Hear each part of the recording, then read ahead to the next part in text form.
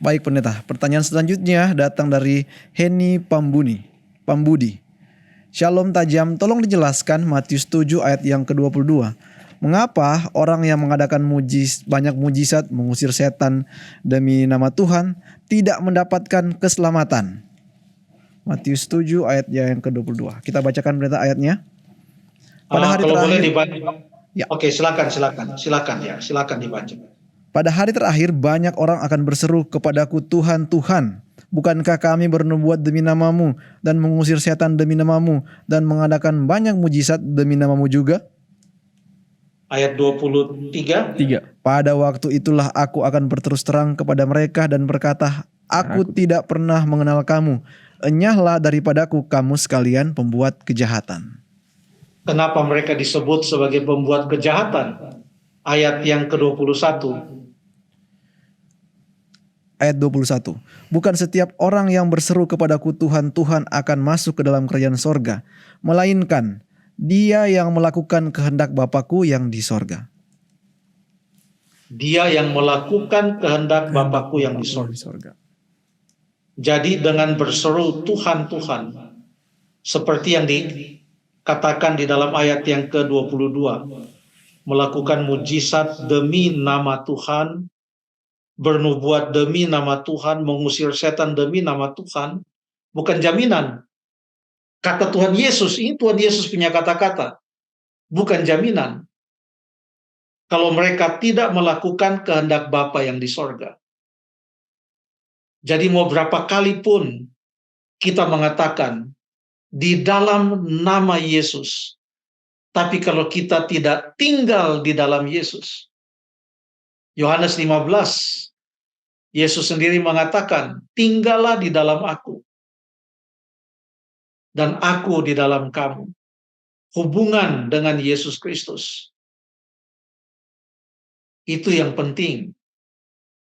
Kalau kita mempunyai hubungan dengan Yesus Kristus, dan kalau kita berdoa dan kita katakan di dalam nama Yesus, kita lakukan itu karena memang betul-betul kita tinggal di dalam Yesus, mempunyai hubungan yang erat dengan Yesus, dan melakukan kehendak Bapa yang di sorga. Dan mujizat ini pun, di dalam Alkitab, tidak semua mujizat datangnya dari Tuhan, kata Alkitab. Kenapa?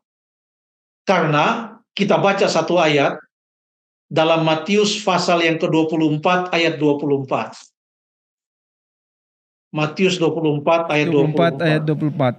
Sebab Mesias-Mesias palsu dan nabi-nabi palsu akan muncul, dan mereka akan mengadakan tanda-tanda yang dahsyat dan mujizat-mujizat, sehingga sekiranya mungkin mereka menyesatkan orang-orang pilihan juga. Terima kasih. Ada nabi-nabi palsu. Sehingga kalau mereka melakukan mujizat, tujuannya adalah untuk menyesatkan. Seakan mujizat adalah bukti kebenaran.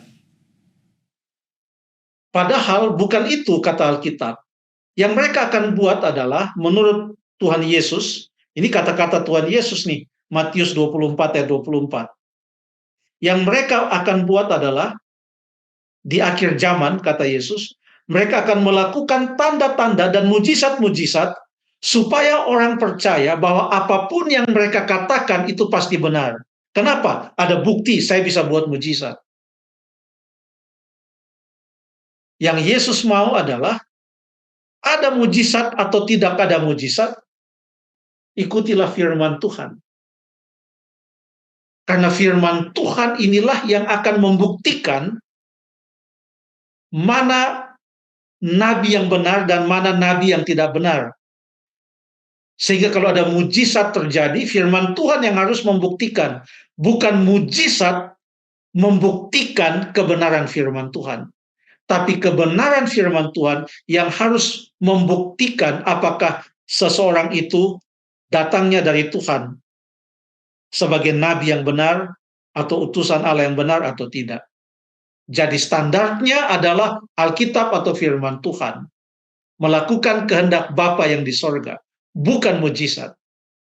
Terima kasih.